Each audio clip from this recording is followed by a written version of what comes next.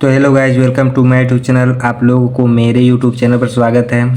तो आज हम लेकर के आए हैं क्लास 12 के लिए यूपी बोर्ड के लिए पंचलाइट कहानी की सारांश, जो कि आप लोगों को सबको पता है कि ये हर साल 5 नंबर में पूछे जाते हैं। ये कभी कटता है न पिटता है। जिसका जिसका सिलेबस में होगा पंचलाइट कहानी उसका उसका पेपर में आएगा, ये फिक्स है। और कितने नंबर में आता है? 5 नंबर में। इसमें जो वर्ड लिमिट होता है, जो शब्द सीमा होता है, 80 शब्द का होता है। जिसके जिसका सिलेबस में वही देखेंगे, अदरवाइज वीडियो को स्किप कर सकते हैं। तो मेरे चैनल पर पहली बार आए हैं तो मेरे चैनल को सब्सक्राइब कर लें और वीडियो को लाइक कर दें और अपने फ्रेंड में शेयर कर दें ज़रूर। तो इसके जो लेखक है इसका फणीश्वर नाथ रेणु जी हैं। जो पंचलाइट कहानी के जो लेखक है फणीश्वर नाथ रेणु जी हैं। अब आगे चलते हैं। जैसे जैसे मैं बताऊंगा वैसे वैसे आपको लिखना है। तो चलिए वीडियो को स्टार्ट करते हैं। तो सबसे पहले टॉपिक है पंचलाइट कहानी फणीश्वर नाथ रेणु द्वारा। रेणु जी का एक आंचलिक कहानी है। इस कहानी में बिहार के एक पिछड़े गांव के परिवेश का बहुत सुंदर चित्रण किया गया है। आप इतना पहला ही नंबर पे लिखना है। आप जैसे जैसे लिखा है वैसे वैसे लिख सकते हैं। उसके बाद फिर आप नीचे जो भी लिखना होगा आपको वो लिख सकते हैं। अब उसके बाद मैंने क्या लिखा है आप देखिए यहाँ पे। बिहार के इस पिछड़े गांव का नाम महतो टोली के नाम से जानते थे। आप इतना लिख सकते हैं किसी बिहार के गांव का नाम है उसको महतो टोली से जानते हैं। इस महतो टोली गांव में एक गोधन नाम का गरीब लड़का था जो उस गांव का एक मुनरी नाम की लड़की से प्रेम करता था। जो गोधन नाम का लड़का था वो मुनरी नाम की लड़की से क्या करता था? प्रेम करता था। मुनरी की माँ ने गांव के पंचों से गोधन की शिकायत की थी। जो मुनरी की माँ थी वह पंचों के सामने क्या कहती है? गोधन की शिकायत किया था।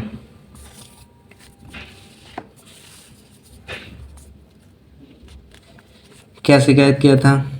कि वह उसके घर के सामने सिनेमा का गाना गाता हुआ गुजरता है। जो मुनरी की माँ है वो पंचों के सामने गोधन का शिकायत किया था कि वो सिनेमा का गाना गाता हुआ मेरे घर के सामने से गुजरता है। इस कहानी से इस कारण से गांव के पंचों ने उसे बिरादरी से निकाल रखा है। किसको निकाल दिया? गोधन को निकाल दिया गया था। उसके बाद फिर लिखना है एक दिन रामनवमी के मेले से गांव वालों ने एक पंचलाइट खरीद कर लाते हैं। जो महतो टोली के लोग थे वो पैसे जुटा करके रामनवमी के मेले में जाते हैं। उसके बाद फिर एक पंचलाइट खरीद करके आते हैं। जो उससे पैसा बचता है पूजा की सामग्री लाई जाती है। सभी लोग पंचलाइट को देखने लगते हैं। तो आप इतना लिख सकते हैं। सबसे पहले वाला जो ए है आप इसको ज़रूर से ज़रूर लिखिएगा, क्योंकि ए लिखने के बाद आप नीचे कुछ भी लिख सकते हैं उस कहानी से ही रिलेटेड, कि लगे कि जो साइन करता है कि वो लिखा है कुछ न कुछ। उसके बाद फिर यहाँ पे साइड देखते हैं। आप स्क्रीनशॉट लेना चाहते हैं तो ले सकते हैं।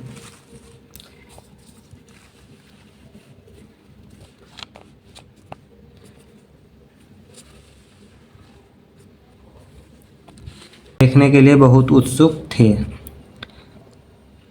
लेकिन समस्या वो उठती है कि पंचलाइट आखिर जलाएगा कौन। अब उस महतो टोली में यह भी समस्या उठता है कि पंचलाइट को आखिर जलाएगा कौन, क्योंकि उस महतो टोली में कोई पढ़े लिखे नहीं थे, कभी जलाए नहीं थे कि पंचलाइट कैसा होता है वो देखे भी नहीं थे। तो इसे जलाने की बहुत ही दूर की बात है, क्योंकि सीधे साधे लोग इसे जलाना जलाना जानते हैं। मुनरी को पता था कि गोधन पंचलाइट जलाना जानता है। किसको? मुनरी को पता था। जो गोधन का जो प्रेमिका थी उसे पता था कि गोधन को पंचलाइट जलाना आता है। वह बहुत चतुराई से, कौन? जो मुनरी थी वो बहुत चतुराई से अपनी सहेली कनेली के माध्यम से बात पंच तक पहुंचा देती है। जो मुनरी थी वो कनेली अपने सहेली के माध्यम से पंच के सामने वो बात पहुंचा देती है कि गोधन पंचलाइट को जलाना जानता है। पंच गोधन को पुनः बुलाने के लिए मुनरी की माँ को भेजते हैं। जो पहले बार भेजा गया था वो वाला छूट गया है। जो पहले बार भेजा गया उसके बाद फिर नहीं आया था। उसके बाद फिर मुनरी की माँ को भेजा गया। गोधन को बिरादरी से पुनः शामिल कर लेते हैं। जब पंचलाइट को जला देता है गोधन तो उसे फिर से शामिल कर लिया जाता है और गोधन पंचलाइट जला देता है। पंचलाइट जलाते मुनरी की माँ गुलरी काकी ने पूरे महतो टोली गोधन को बहुत बुद्धिमान समझ लगते हैं। जो महतो टोली के लोग हैं वो सभी लोग जो गोधन को बुद्धिमान समझने लगते हैं और गोधन को शाम के भोजन के लिए गुलरी काकी आमंत्रित करती है। और गोधन को शाम के भोजन के लिए गुलरी काकी आमंत्रित करती है अपने घर पे। पंच भी अत्यधिक उत्साहित होकर गोधन को कहते हैं तुम्हारा 7 खून माफ। जब वो गांव में अपनी महतो टोली में अपना पंचलाइट जला दिया तो उसका सारा जो उसका सज़ा था वो उसको माफ़ कर दिया गया। गाओ सलीमा का गाना, मतलब सिनेमा का गाना गाओ खूब, तुमको कोई रोक टोक नहीं करेगा। उसके बाद फिर आखिरी में लिखना है यहाँ पे पंचलाइट की रोशनी में लोग कीर्तन और भजन करते हैं तथा खुशियाँ मनाते हैं। इसे हाईलाइट कर दीजिएगा क्योंकि यह मेन पॉइंट है। पंचलाइट की जब जलती है उसके बाद फिर लोग उसके रोशनी में भजन कीर्तन करने लगते हैं और तथा खुशियाँ मनाने लगते हैं। आप यहाँ तक इसे एंड कर दीजिएगा। उसके बाद फिर आपको 5 नंबर मिल जाएगा। आप इसे बीच में से कट भी कर सकते हैं, 1-2 लाइन छोड़ सकते हैं। जहाँ पे उसकी मुंडरी की माँ बुलाने गई थी वहाँ पे भी कट कर सकते हैं। आने के बाद वहाँ पे सीधे लिख दीजिएगा कि आने के बाद वो जला देता है और पंच सभी लोग खुश हो जाते हैं, उसका 7 खून माफ़ कर देता है। इतना आप लिख सकते हैं।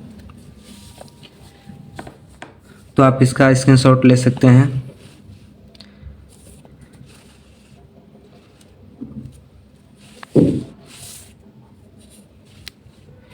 यदि आपको इस वीडियो में थोड़ा सा भी अच्छा लगा हो तो वीडियो को लाइक कर दें और मेरे चैनल को अवश्य ही